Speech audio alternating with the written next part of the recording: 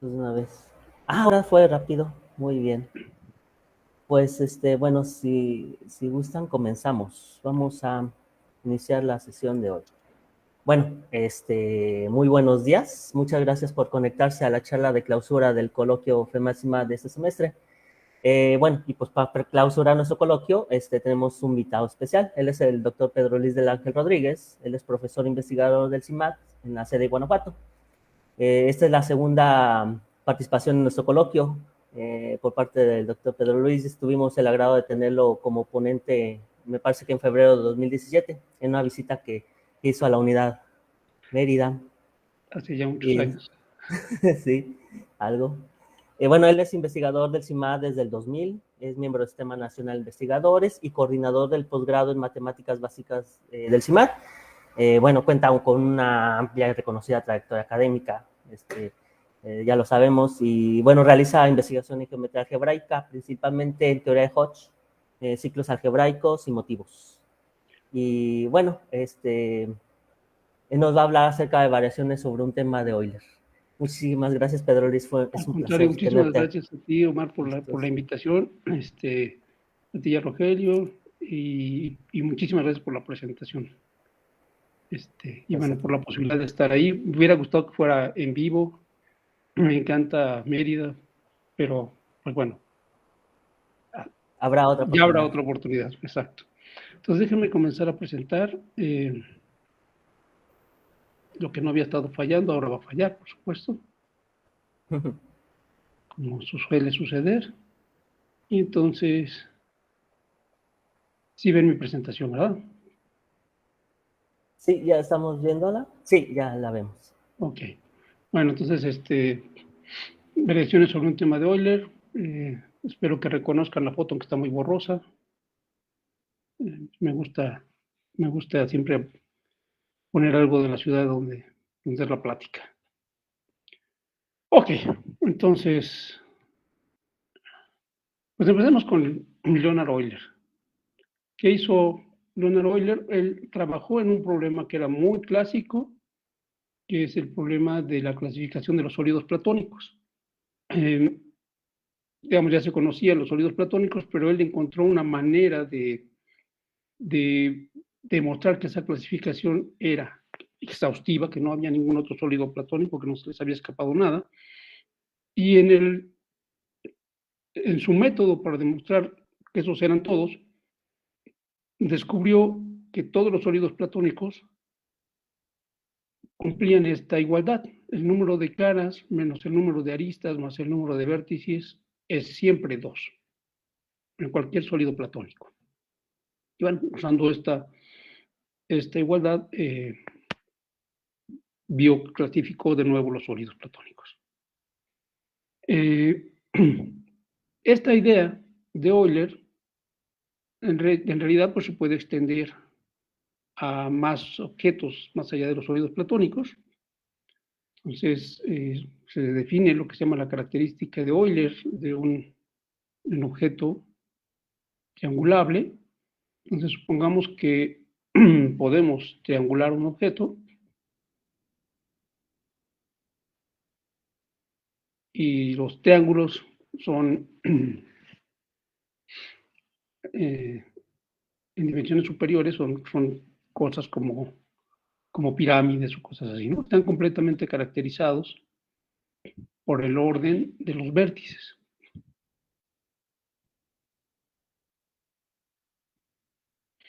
Entonces, un triángulo en dimensión n, pues ese es una colección de n más un vértices en algún espacio, en algún espacio real, m mayor o igual a n, y recibe el nombre de un símplice o simplejo, dependiendo de en qué país de habla hispana estemos, ¿no?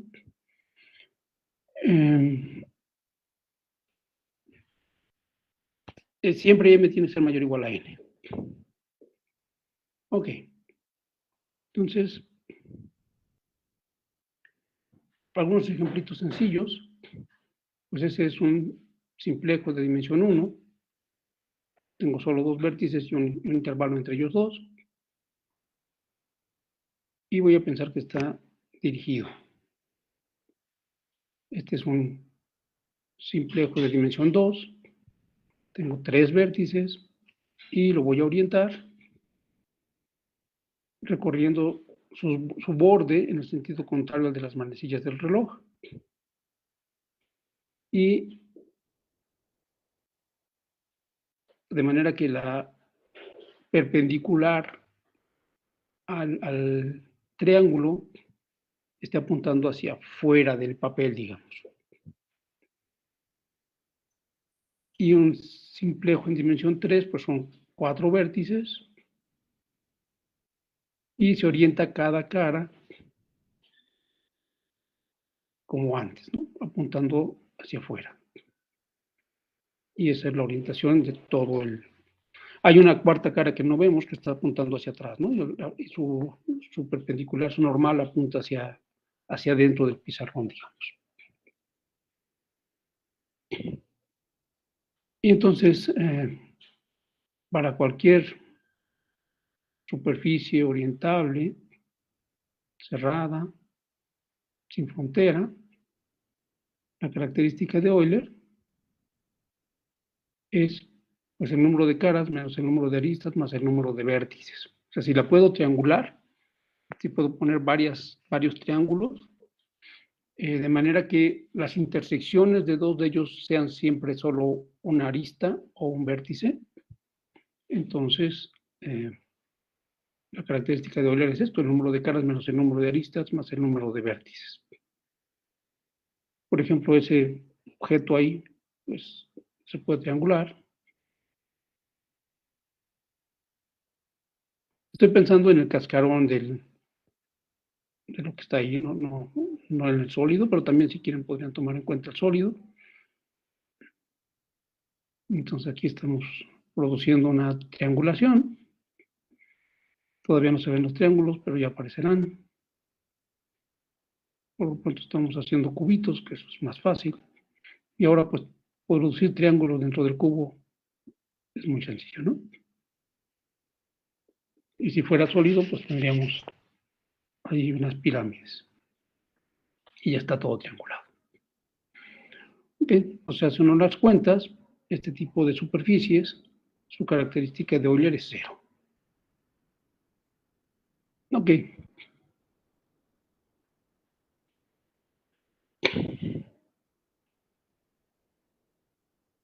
Pero este Y es un ejemplo supongo un que... poco... Sí, esa B debió aparecer después. Este, Sí, dime. perdón, la forma de triangular supongo que no importa, ¿verdad? O sea, porque hay varias maneras de triangular. Siempre y cuando mantengas que la intersección de dos triángulos sea una cara de dimensión menor, no importa. Ok. Eso es lo único que necesitas, que no se intersecten en un abierto, sino en algo de dimensión más chico. Por ejemplo, en una arista, o si son triángulos que se intersectan, digo, pirámides que se intersectan en un triángulo, ¿no? O en una arista. Nada más. Ok, gracias. Este es un ejemplo, que es el mismo ejemplo que hace rato, pero me va a servir más para otras cosas. Entonces, este ejemplo, pues tengo un paralelogramo y voy a identificar las caras opuestas. Entonces, obtengo un cilindro y si identifico las otras dos caras opuestas entre sí, pues en el cilindro sería identificar las tapas y eso me da, pues, lo que sabemos, ¿no? Una dona. Mi dona no quedó muy bonita, pero con un poco de imaginación eso es una dona. Eso todavía no es una triangulación, pero claramente hay una triangulación del paralelogramo y eso en el cilindro se traduce en ese tipo de curva azul y si uno lo pasa a la dona, pues esa curva azul produce esta curva azul. Entonces eso es una triangulación del toro. En esa triangulación hay dos caras que en el cilindro se identifican fácilmente. En el toro es un poco más complicado, pero se puede dar uno cuenta que es exactamente así. En la cara A está tiene una cara blanca y una cara roja arriba, entonces en el cilindro corresponde rápidamente a lo que está a la vista. la cara blanca a la izquierda y la cara roja arriba, y la azul abajo.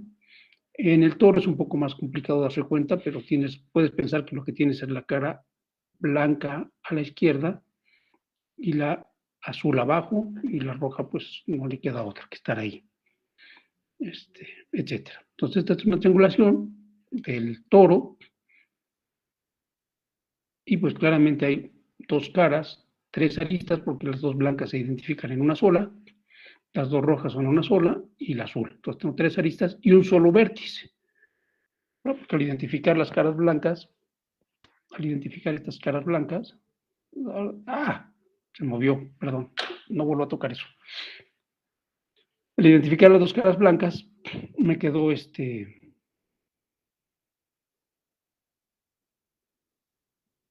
bueno, déjenme ver si puedo. Sí, ahí está. Voy a correr un poco más rápido, no puedo hacerlo todo más rápido porque algunas cosas son en automático y corren como el se le pega su gana. Al identificar esas dos caras blancas, los correspondientes vértices se identifican en uno solo. Tenemos en este caso solo dos vértices, ya no cuatro, pero cuando identifico las dos caras rojas, los cuatro vértices se convierten en uno solo, que en la dona es este vértice donde coinciden, donde convergen lo rojo, lo blanco y lo azul.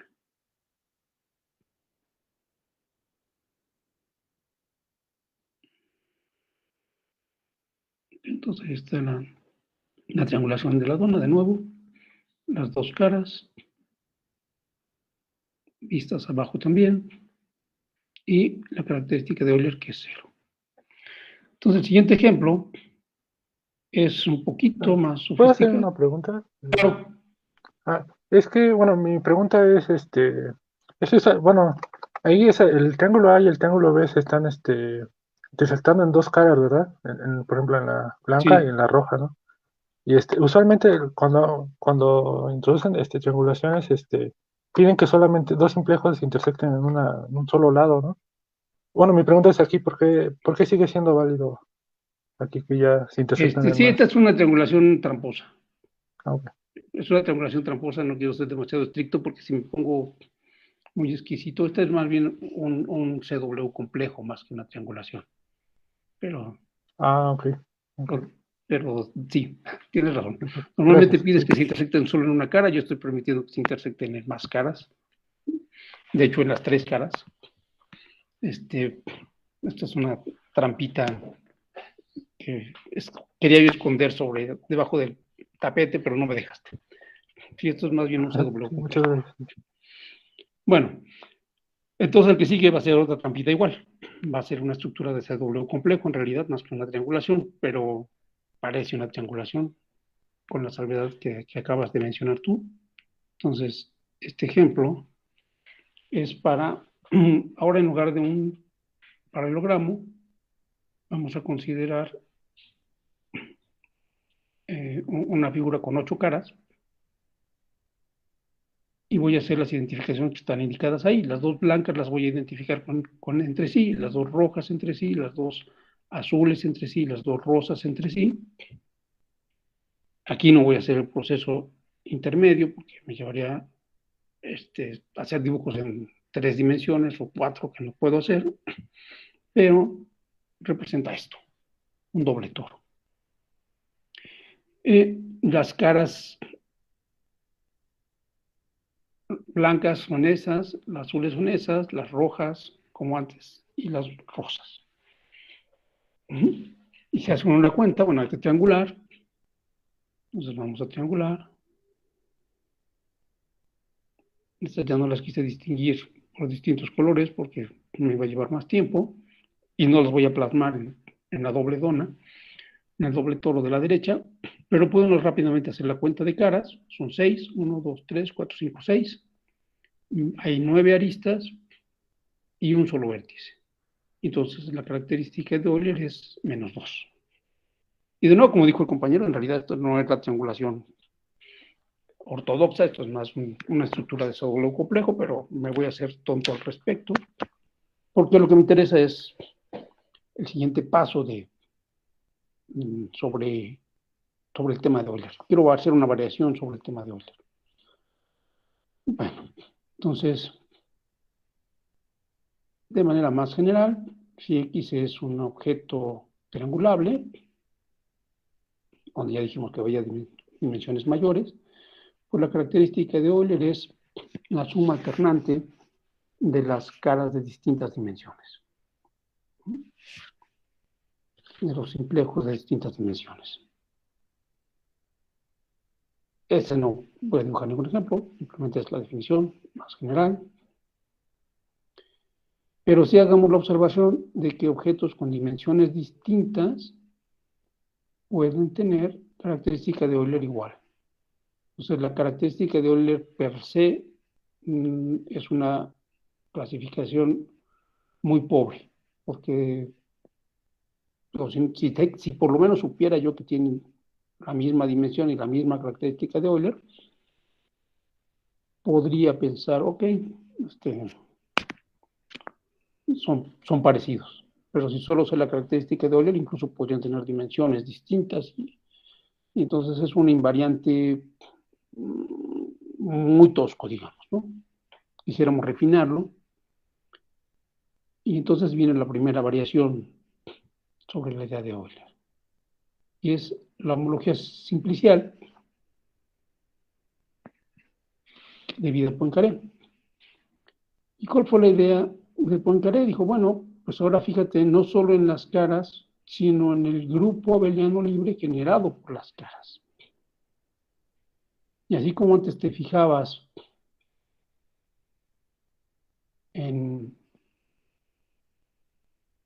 dado un simplex, te fijabas en sus caras, en su frontera, vamos a definir la frontera de un simplex y lo extendemos de manera lineal a este grupo abeliano libre. Entonces define la frontera de un simplex, cuyos vértices son de 0 hasta Bn, como la suma alternante de los simplex que se obtienen cuando eliminas uno de los vértices.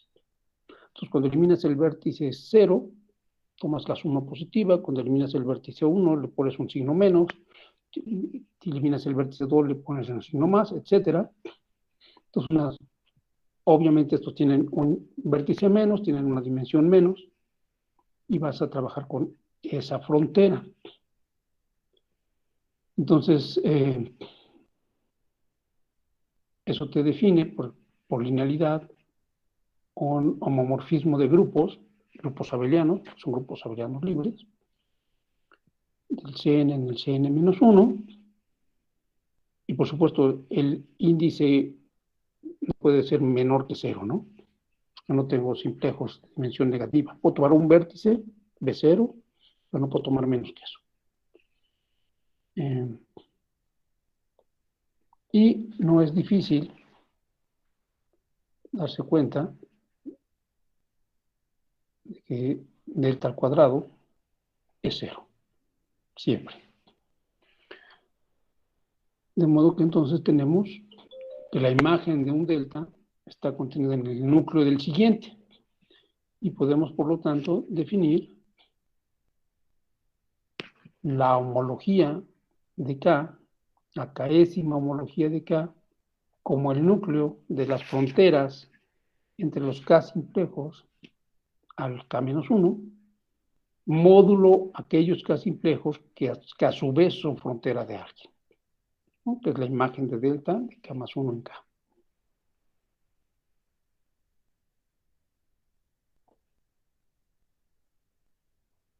Y si denotamos mediante BK al rango de este cociente, que es un grupo abeliano, entonces la característica de Euler es la suma alternante de estos rangos. Entonces, una cosa que uno puede observar aquí es que no solo puede haber dos objetos de dimensiones distintas que tienen la misma característica de Euler, sino que con esta igualdad, que me dice que lo que estoy sumando son rangos de grupos, pues es posible que teniendo la misma dimensión no sean homeomorfos, pero tengan la misma característica de Euler, simplemente porque algunos de estos grupos se cancelaron entre sí, porque unos van con el coeficiente negativo y otros con el coeficiente positivo, Entonces, algunos de estos BK se pueden cancelar entre sí y tener cosas de dimensión, de la misma dimensión, que no sean homomorfos y que tienen el mismo, la misma característica de Euler. Entonces, en particular, pues los grupos estos de homología son más finos, dan una información más fina que la característica de Euler. Entonces, esta primera variación de Poincaré es más fina que la característica de Euler, aunque parte de la misma idea, ¿no? Y vamos a regresar a los ejemplos que ya conocíamos. Entonces, en el caso del toro, pues solo hay un vértice, hay dos caras, y hay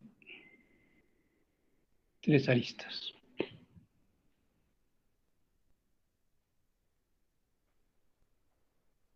Y un vértice, como había dicho. Entonces, lo que obtengo es el grupo generado por los puntos, que es el C0, que va a dar a 0, porque no hay frontera, o si quieres va a B, no hay frontera. Luego tienes el grupo generado por las aristas, el grupo libre generado por las aristas, el grupo libre generado por las caras, y no hay nada atrás, porque no hay ninguna cosa de dimensión 3 metida ahí. Las fronteras son respectivamente mandar la cara A en la frontera C menos B menos A, por ejemplo, recorriendo en el sentido inverso a las manecillas del reloj. Entonces la cara B va a dar a B más A menos C, porque el C está recorrido en un caso al revés. Si se fija uno bien aquí, el B, cuando voy sobre la cara A, el lado B lo estoy recorriendo de derecha a izquierda, entonces por eso le puse un signo negativo. Y el lado A lo estoy recorriendo de arriba hacia abajo. En cambio, en la cara B, el lado B voy de izquierda a derecha, por eso le tocó el signo positivo, y voy de abajo hacia arriba en el A, por eso le tocó el signo positivo, y el lado C lo estoy recorriendo al revés de como lo recorrí en la cara A. Entonces le toca un signo distinto.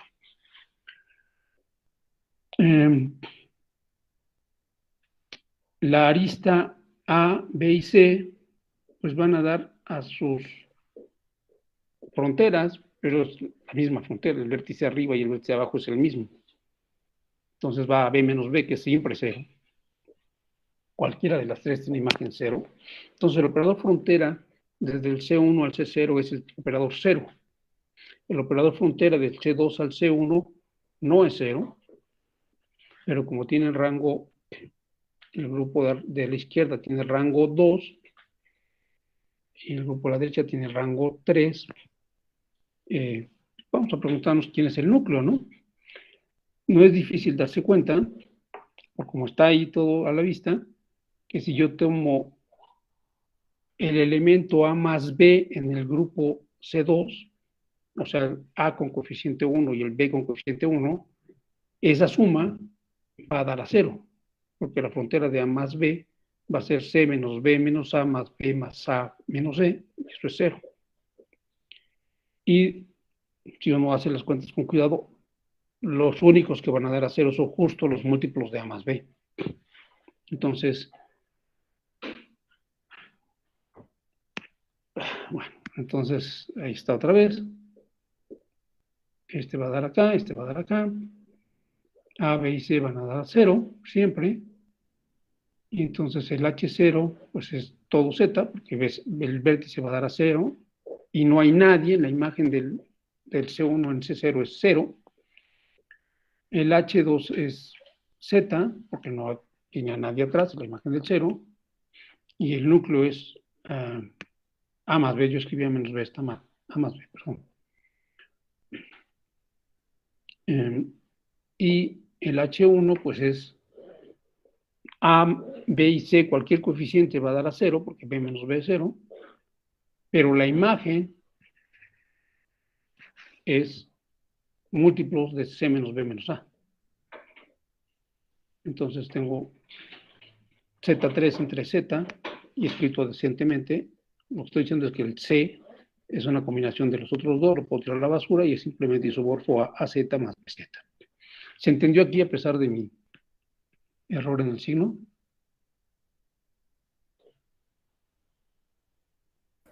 Pues sí, supongo que sí, todos.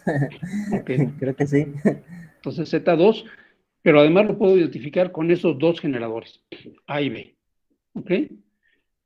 Que si recuerdan, eran las dos líneas del paralelogramo que identifiqué, la cara blanca y la cara roja. La C representa la cara azul, que fue una línea auxiliar, y que estoy tirando a la basura, que queda, como una, se puede expresar como una combinación de las otras dos. Ok. Entonces, en el segundo ejemplo, si se digna presentarse, pues será el doble toro. Tengo todas esas caras, tengo todas esas aristas. No voy a hacer la cuenta, pero de nuevo hay un solo vértice, entonces H0 de X es Z. El H2 de X, no voy a hacer la cuenta, pero también es Z. Y el H1 va a ser Z4. Y los representantes de ese Z4 van a ser precisamente las caras blancas, las caras rojas, las caras azules y las caras, no sé, color salmón o rosa, lo que sea. Los trazos auxiliares amarillos en el fondo se van a poder escribir como combinación de los otros y entonces los voy a poder tirar a la basura, ¿no? Van a aparecer como fronteras de alguien. Bueno, cuando haga el módulo, la imagen de las fronteras, los voy a escribir como combinación de los otros y me puedo deshacer de ellos. Entonces, la homología en H1 del doble toro está representado por estos arcos blancos, azules, rojos y salmón. Permítanme un segundo.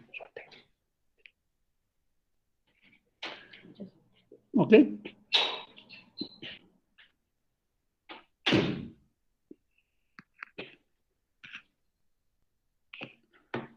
A estos números, como ya habíamos dicho, se les llaman a estos números se llaman los números de Betti, de X, son los rangos de estos grupos. En realidad no debí poner dimensión, sino rango, porque son grupos abelianos, podrían tener torsión, aunque mis ejemplos no lo tuvieron, pero podrían tener torsión. Y observen que si X es triangulable, entonces eso es lo que decía yo hace rato, la homología de X es un invariante más fino que la característica de Euler.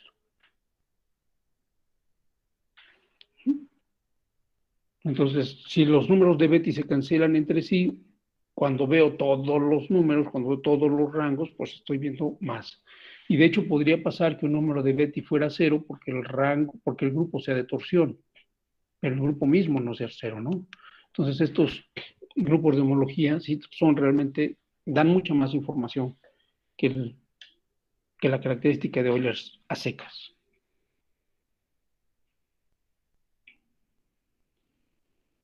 Y un teorema súper importante es que toda variedad suave, orientable, etcétera, es triangulable.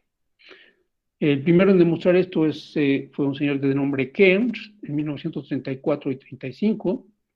Luego Freudenthal lo redemostró en el 39 y Whitehead tiene una demostración distinta en el 40. El artículo de Kearns, no recuerdo ahorita en dónde salió el primero, creo que fue incluso en el Annals of Math o una cosa así, una de estas revistas muy importantes, que lo que dijo es todos los objetos que los geómetras suelen estudiar, geómetras diferenciables o geómetras algebraicos, mientras sea suave, se puede triangular y por lo tanto tiene asociado una característica de Euler y una homología simplicial, ¿no? Y que el propio Kearns dio una demostración mucho más sencilla posteriormente, que es esto, a Simple Triangulation Method for Smooth Manifolds, en el 61. Esta demostración sencilla de su teorema, no me acuerdo tampoco la revista, disculpa, pero es una cosita pequeñita de 4 páginas. Entonces realmente ya estaba muy, muy trabajado el tema y simplificó muchísimo las cosas que había hecho al principio, ¿no?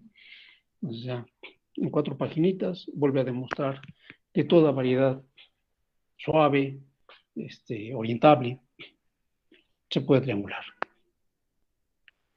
Muy bien.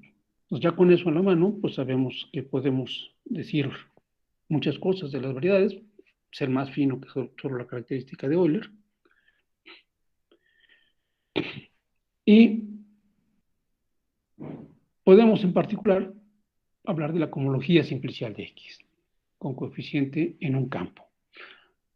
No estoy diciendo la definición de cohomología, porque no quiero pasarme por eso, pero en el caso de que los coeficientes sean en un campo, es lo mismo que tomar los homomorfismos como z módulos entre hk de x y el campo Q. Bueno, si el campo es Q, R o C. Si es un campo finito, esa es otra historia. Ahí ya no es cierto. Pero si el campo es Q, R o C, la cohomología simplicial es simplemente los homomorfismos como z módulos de hk de x en Q. En particular, toda la torsión desaparece, porque Q, R y C no tienen. Bueno, no, ustedes ya saben eso. Lo que me va a quedar aquí son Q espacios vectoriales, R espacios vectoriales o C espacios vectoriales. Ahí no hay torsión. Entonces, la torsión desaparece y solamente voy a ver el rango de la homología. A priori estoy perdiendo información porque perdí toda la torsión de la homología. Cambié coeficientes, ahora es más cómodo trabajar con espacios vectoriales que con grupos abelianos, pero perdí información en el proceso porque perdí toda la torsión. Sin embargo, en algunos casos eso no me importa. Los ejemplos que ya hemos visto, es el toro, es el torito de todo el tiempo, pues su grupo interesante de homología es el 1, su homología interesante es el 1. Si el pongo coeficiente en Q, pues es Q cuadrada. En el doble toro,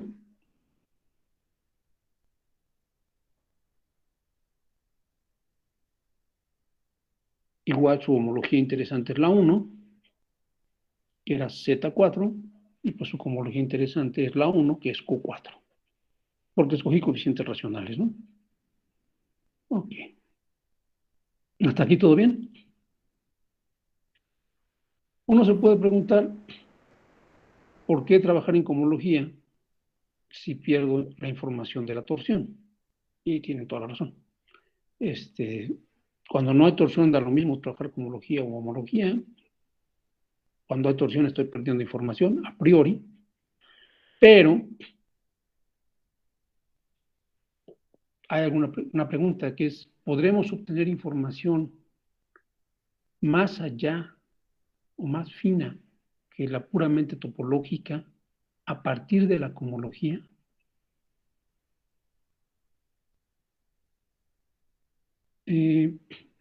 Para responder a esta pregunta completamente, tendría yo que hablar de la cohomología de de Rham.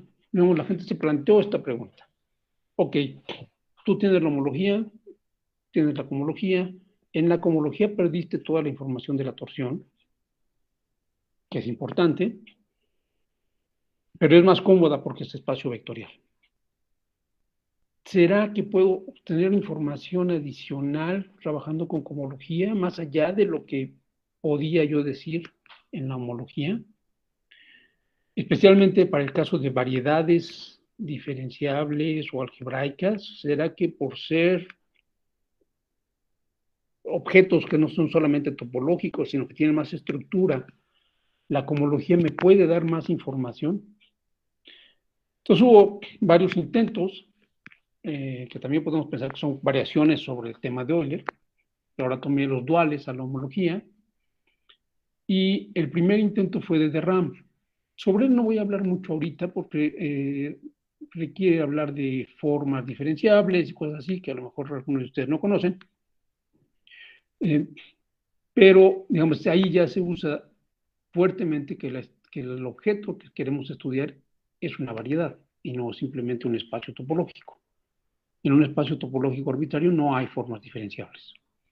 Entonces la gente dijo, bueno, si lo que tengo es una variedad donde hay cosas más fuertes, ¿seré capaz de tener más información? Entonces lo primero que hizo Derran fue definir un grupo de cohomología distinto usando formas diferenciables y demostró que coincidía con la cohomología simplicial.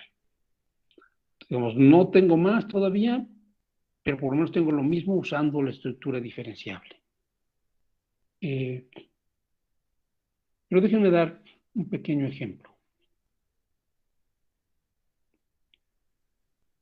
Es otra vez el ejemplo del toro. Pero déjenme pensar en el toro de otra manera. En lugar de identificar como un paralelogramo, déjenme fijarme en el retículo generado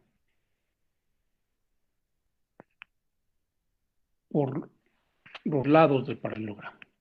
Yo tengo una cuadrícula en el plano real que puedo identificar con el plano complejo, con los complejos, y entonces el cociente, ya sé que si identifico caras lo que tengo es el toro, uno de los generadores blancos, el primero que tracé es, bueno, entonces estoy describiendo al toro ahora como un cociente de los complejos módulo el retículo lambda, donde el retículo es generado por el 1 y tau. Tau es alguien en el plano, A, B. Entonces, el 1 es el generador de la cara blanca, que está dibujado arriba, como un círculo en el toro, y tau es el generador de la cara roja, que corresponde al otro círculo en el toro. Entonces, simplemente recuerdo aquí, el 1 es ese y tau es eso. ¿Okay? Y el retículo, pues es la malla esta que está ahí en el plano. Entonces, si yo identifico los complejos módulo equivalencia por lambda, pues las caras rojas son equivalentes entre sí porque la diferencia está en el retículo, la diferencia es un entero. Y si identifico las caras blancas, la diferencia está en el retículo, la diferencia es un múltiplo entero de tau. Entonces, es exactamente lo mismo que identificar las caras en el paralelogramo, y entonces este cociente es el toro. Este cociente así presentado tiene una ventaja que es fantástica, que a nosotros como geómetras nos gusta mucho, y es que lo que no es obvio cuando se presenta el toro como un paralelogramo con caras identificadas, cuando se le ve como un cociente de C módulo lambda, clases de equivalencia en C módulo lambda, es evidente que tiene una estructura de grupo abeliano, porque en los complejos la suma es abeliana y el retículo lambda es un subgrupo abeliano de C. Y como C es abeliano, lambda es un subgrupo normal, entonces el cociente tiene una estructura de grupo automático, una estructura de grupo abeliano gratis. Y eso no era obvio cuando simplemente pienso en el paralelogramo. Entonces esta presentación nos gusta mucho a los geómetras, porque nos dice que hay más estructura detrás, ¿no? Pero bueno, como ahorita lo que queremos es las variaciones sobre el tema de Euler, la homología y la cohomología del toro, pues vamos a reproducir el cálculo de la cohomología. Ya lo hicimos. Vamos a volverlo a hacer.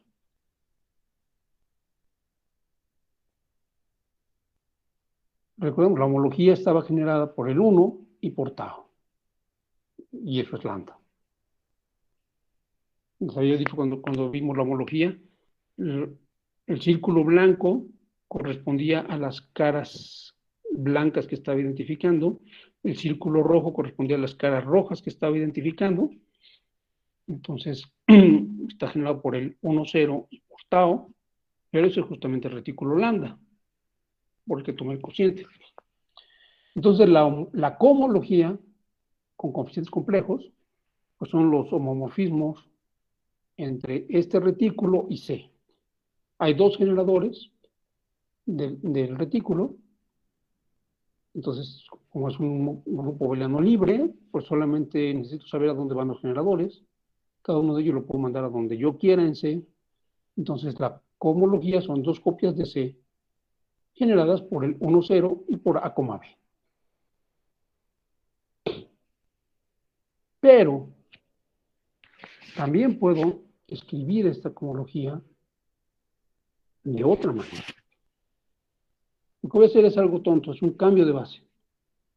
Es C cuadrada, la base que me da natural el objeto geométrico es la 1, 0 y la B, pero yo voy a cambiarla por esta otra base.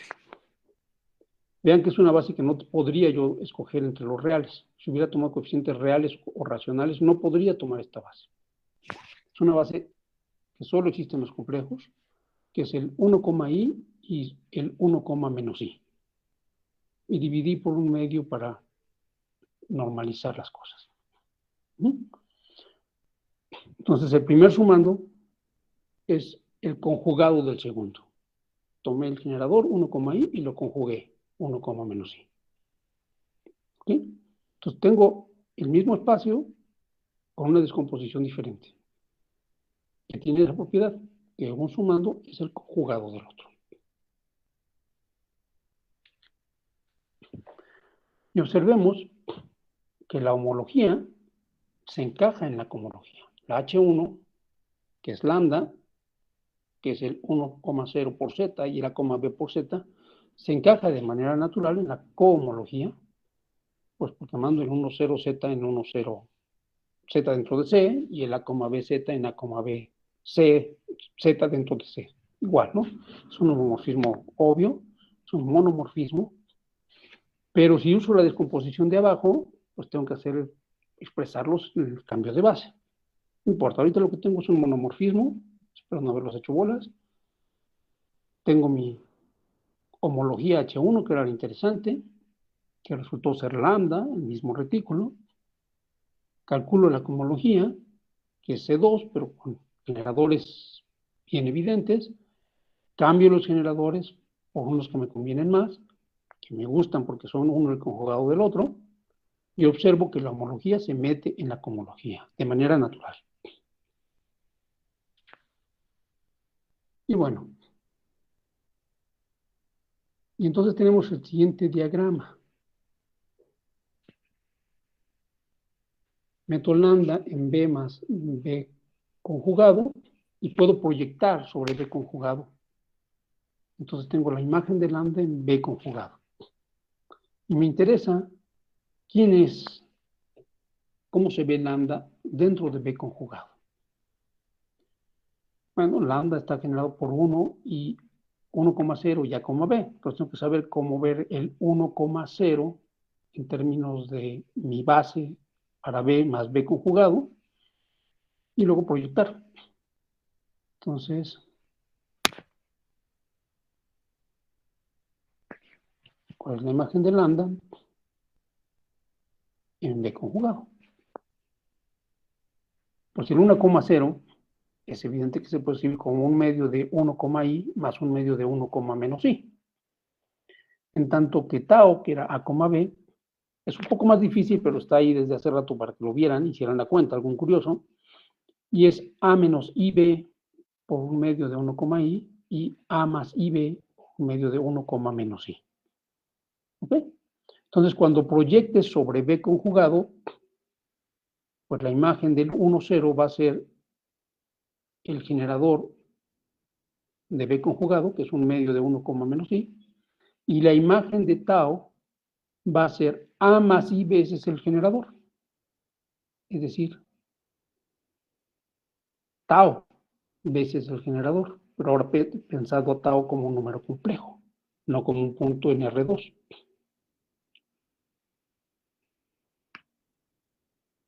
Entonces, la imagen de lambda en B está generada por lo que decía, una vez el generador o A más I veces el generador. Pero esto es fantástico, porque están generados como Z módulos por 1 y A más IB. Entonces recuperé a mi retículo lambda cuando lo proyecté sobre B conjugado.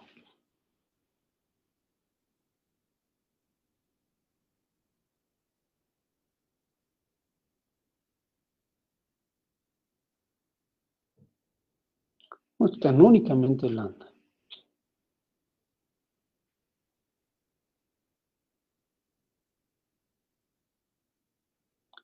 En particular, si yo tomo el cociente de B conjugado por la imagen de esta inmersión de la homología en la cohomología, recupero mi toro. Es fantástico, no sé si lo vean. Les hice trampa, les hice magia. Escogí una descomposición que me convenía más para la cohomología, para el grupo de cohomología H1. Me doy cuenta que cuando lo escribí como una cosa más su conjugado, sin proyecto al conjugado y luego me fijo en la homología dentro de la cohomología y proyectada, recupero al toro. Entonces, mágicamente, esta cosa que era la cohomología y que a priori había perdido información porque podía haber potencialmente perdido la torsión, tenía más información, de hecho, que la pura homología, porque me permite reconstruir el toro. Con la homología solita no puedo reconstruir el toro. Pasando a la cohomología, haciendo este truco de la descomposición y tomando el cociente, ¡wow! Recupero el toro. Es fantástico. No sé si lo vean, es fantástico. Claro, el problema es que esta descomposición, más de alguno de ustedes será escéptico y me dirá, bueno, espérate, esta descomposición es muy ad hoc. Tú hiciste una descomposición ahí, hiciste un truco con las manos, moviste no sé qué, me distrajiste por un lado y de repente recuperaste el toro. Eso sí, es un caso muy particular, o sea, ¿por qué? O sea, qué chido que lo hiciste, qué bien que moviste las manos bonito y recuperaste el toro, pero eso Juan, ¿no? O sea, fue muy ad hoc. Entonces, siempre me falla esto. Bueno, en fin, el chiste es, ¿será posible obtener una descomposición semejante a la que acabo de hacer, que fue ad hoc, para variedades más generales, mediante una construcción canónica, donde no tenga yo que hacerles trampa y mover la mano y distraerlos por un lado para luego por el otro lado sacarme de la manga la carta y decir, mira, aquí está, recuperé el toro? ¿Podría hacer una descomposición canónica y que me dé más información? Entonces, en particular, pues lo que está ahí abajo, la respuesta es que sí. Esa respuesta tuvo que pasar primero por de RAM, que ya solo comenté, no voy a poner aquí, pero es un teorema debido a Hodge que dice que si X es una variedad analítica, es decir, compleja, Keller, no voy a decir que Rarius quiere decir Keller, compacta, y entonces para todo K, su cohomología con cocientes complejos se descompone como una suma de espacios con superíndices P, Q, cuya suma es K, donde el HPQ conjugado es el HQP. Entonces, en el caso del toro, el H1 de XC se descomponía en H10 más H01, porque P y Q son enteros, la suma es 1, es 1, 0 y 0, 1, y el 1, 0 es el conjugado del 0, 1. Exactamente el caso que teníamos en la descomposición que yo les hice del toro, que yo hice tramposamente, porque yo escogí la base. Hodge nos dice, eso es algo canónico. Se puede hacer de manera canónica, tener una descomposición de ese estilo para cualquier variedad analítica compacta con una condición técnica adicional que es Serre-Keller. Serre-Keller, para los que han visto algo de geometría diferencial, quiere decir que hay dos formas cerradas. Para los que no han visto geometría diferencial, pero han visto algo de geometría proyectiva, quiere decir, por ejemplo, que es una variedad lisa en un espacio proyectivo, eso es suficiente. Entonces hay un montón de variedades que cumplen esta condición y entonces esta descomposición es canónica. Y bueno, si tengo una descomposición canónica, ¿qué puedo decir con esa descomposición canónica? Pensemos en las superficies de Riemann compactas. Tengo la esfera, el toro, el doble toro, el triple toro, etc. Todas estas son variedades Keller compactas, variedades proyectivas lisas, si se quieren. Es decir, aquí es una superficie de Riemann de género G. Pues su homología va a ser Z a la 2G. Son más o menos ya obvio, ¿no? Los circulitos que rodean al hoyo de la dona o a las asas. Como hay G asas, pues tengo 2G circulitos. En el caso de la esfera no hay ninguno, el H1 es 0. Entonces este índice debía ir arriba, es el H1, la cohomología con coeficientes complejos, pues es C a la 2G, pero se descompone como H10 más H01, y el 0,1 es el conjugado del 1,0, y tiene dimensión G. Los dos, si uno es conjugado del otro, tiene la misma dimensión G cada uno de ellos.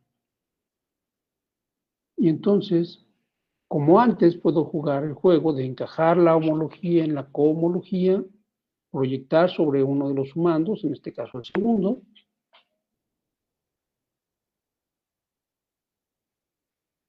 El cociente es un objeto muy estudiado, muy bien conocido, que es la jacobiana de la curva, que es un toro, sea la G módulo un retículo de rango 2G, es un toro.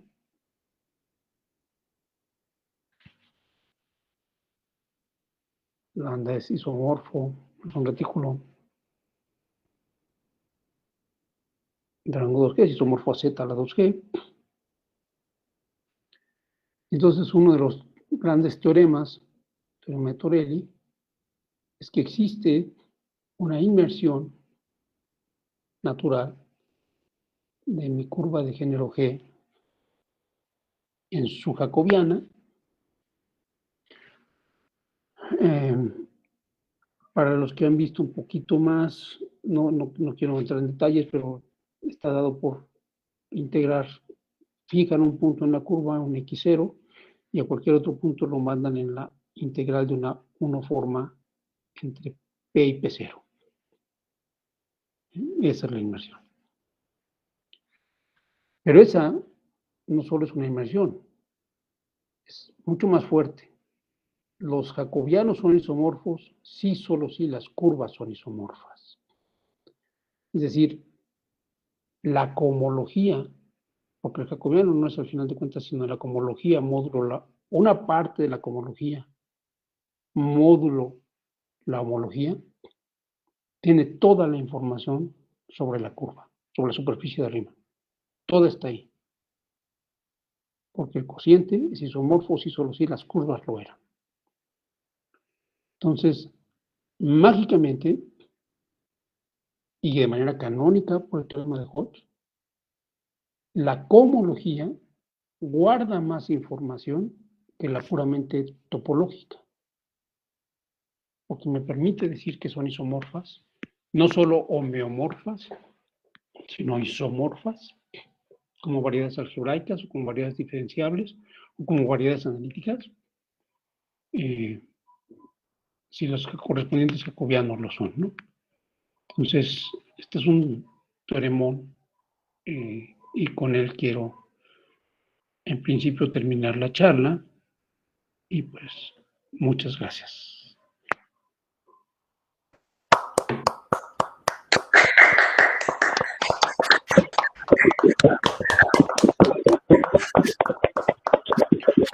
Pues no sé si haya preguntas, comentarios. Y estas construcciones las hiciste para el caso suave, ¿no? Siempre. ¿Existe un análogo para el caso singular o al menos para ciertos tipos de singularidades? ¿A qué te refieres con un análogo? ¿A algo como el Hodge? Sí. Algo como Torelli, mucho más complicado. Eso es algo mucho más difícil. Sí, se puede hacer algo como, digamos, podrías también para variedades singulares puedes calcular su cohomología. con otros métodos, ya no es ya no puedes hacerlo como de RAM, pero puedes hacerlo con su homología. Y hay una descomposición como la de Hodge, más delicada, que esa fue debida de Ligne. Como tú bien sabes, en característica P también se puede hacer algo como esto, donde es mucho más sofisticado el asunto, porque en característica P, para los que no estén muy familiarizados, si yo defino un objeto como ceros de un polinomio en un campo finito, pues haga, lo que tengo es una colección finita de puntos. No importa qué tan grande sea la dimensión y nada, tengo una colección finita de puntos. Entonces, meter topología en una colección finita de puntos es como un sueño guajiro. Un sueño guajiro que, por cierto, comercial, nuestro colega Tony Reiser está haciendo realidad. Él está definiendo algo como una homología y como una cohomología para nubes de puntos. Cierro comercial. En el caso de variedades sobre característica P, eso es algo que se hizo hace muchos años. Lo hicieron la escuela francesa, con Grothendieck y la escuela francesa con Deligny y demás. Y ellos pudieron definir ahí una cohomología. Por supuesto, ya no tiene una base topológica, como la que estamos presentando aquí, porque es una colección finita de puntos. Y incluso si me paso a la cerradura algebraica, esa cosa, su topología usual es espantosa. Entonces tengo que pasar a una topología de Zariski, y aún así es fea para este tipo de cosas. Entonces tengo que pasar a una topología más complicada, que es letal, etc. Pero en fin, se puede. Y esta descomposición de Hodge se imita allá, y es la cosa que hace Rogelio. Por eso me está preguntando, para que haga publicidad de lo que hace Rogelio, que es la teoría de Hodge peádica, ¿no?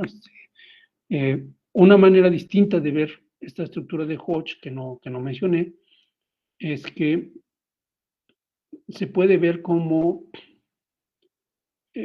al espacio, a la cohomología usual, la cohomología simplicial, ya usando las técnicas de Hodge con coeficientes complejos, se le puede ver como una representación de un grupo, del grupo C estrella. Y la descomposición es simplemente su descomposición en espacios propios, para valores propios dados por Z a la P, Z conjugado a la Q. Entonces, en el caso de variedades en característica P, este grupo, pues que ya no tiene por qué actuar, porque estoy en campos finitos o en campos teóricamente cerrados, pero en característica positiva, se reemplaza por el grupo de Galois absoluto, y entonces buscas descomposiciones en términos de representaciones del grupo de Galois absoluto, ¿no? Y esa es la especialidad de Rogelio, así que cualquier duda al respecto, por favor, acudir al especialista. Pero decía, como una propuesta al Rogelio, sería muy interesante comparar lo que están haciendo ahora los colegas topólogos que hacen análisis topológico de datos, que es el caso de Tony Reiser, para nubes de puntos, que ellos en principio ni siquiera ven como variedades en ningún lado, simplemente es una nube de puntos y le asocian una homología y una cohomología y no sé qué. ¿Cómo se relaciona eso con la cohomología que tendrías si pensaras en esto como una variedad de campo característica finita, ¿no? Característica positiva. No sé, pero suena como que debe haber algo ahí y debe ser súper interesante. Pero bueno, eso ya estaría para Rogelio. Perfecto, sí. Vamos a checar. Muy bien, muchas gracias. Bueno. ¿Alguien más tiene preguntas? Adelante. ¿Yo puedo hacer una pregunta? Sí, bueno, claro. Creo que tengo dos. Bueno, la primera es, bueno, me quedó un poquito de duda, entonces, digamos que tengo una superficie y y hago una triangulación, pero no es un complejo simplicial. Entonces mi pregunta es, ¿bajo qué condiciones cuando haga el cálculo de la característica de Euler, entre comillas, me va a dar la característica de Euler, sin comillas? O sea, que sí me va a dar bien el resultado, o siempre pasa. O sea, si haces una buena triangulación, como decías tú, así que no se toquen más de una cara, etcétera, Bueno, eso sí. esa siempre te va a dar Sí. En Sí, los otros más, casos yo estoy haciendo trampa, pero lo que pasa es que todas las variedades son CWs complejos, de hecho. ok. Entonces, Entonces siempre me va a dar la característica de Euler, entonces, sí, sin sí, para importar. variedades no tienes Ok. problemas. Ok. Está bien. Y bueno, la otra pregunta era, no sé dónde podría consultar así más sobre el desarrollo de de homología, pero para el caso nada más como de superficies, así que no sean espacios tan generales, porque luego sí marean las definiciones y todo eso. Ajá. Bueno, o sea, uno de los libros fantásticos para esto y que hace muchísimos ejemplos a pie es el Hatcher, ¿no? De topología algebraica. Yo Ah, lo bueno, sí, descubrí bueno, muy tarde en mi vida, pero me parece fantástico. Es el que más ok, uso ahora, es mi caballito de batalla. ok. Yo estudié con el Munkres y el Duyundi y esos no hacen mucho hincapié en esta parte. El Hatcher se me hace un muy buen libro. Por supuesto, hay libros más clásicos, ¿no? José María debería ser capaz de sugerir libros mejores. Eh, yo el que uso es el Hatcher. Pues, me ha sacado de un montón de apuros. Mm, no sé si tú, Rogelio, conozcas alguno que pueda No sé, el sugerir. bot y tú se me ocurre. ¿Cuál? El bot y tú de Formers Differentiable Forms. Mm, Ese, porque, bueno, a lo mejor no está, no es exclusivamente para superficies, pero pues también aprende uno de esos en superficie en particular. sí, Y yo Gracias. a lo mejor para superficies, pero no desde el punto de vista de las triangulaciones, podría revisar el libro de Gonin, que le gusta mucho a Leticia, ¿no? Para superficies de Riemann. Ahí va a usar todo el cálculo diferencial y las formas diferenciables y demás para calcular cohomología en el caso específico de superficies de Riemann, ¿no? Es decir, es muy, muy, muy especial para superficies de Riemann. Permíteme, te pongo en el chat el apellido. Sí, gracias.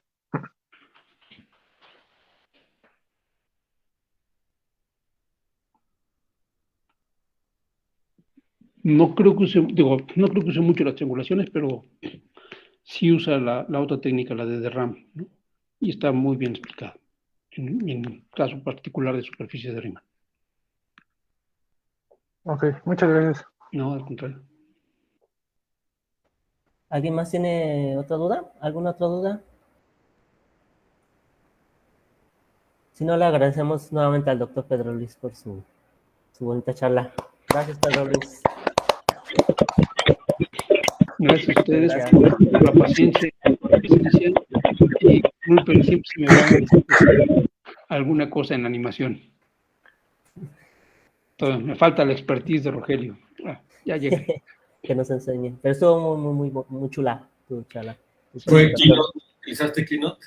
sí, ¿Keynote? claro, sí, es lo que les decía yo al principio, que aprendí de ti y me encantó con tu presentación, y entonces ya lo uso yo mucho. Qué bien. Este, Perdón por llegar tarde, no, no, no tenía internet, no me pude conectar hasta que no te preocupes. No te preocupes. Okay. Bueno, pues muchas gracias a todos. Un placer verlos. Gracias por el honor de clausurar su coloquio.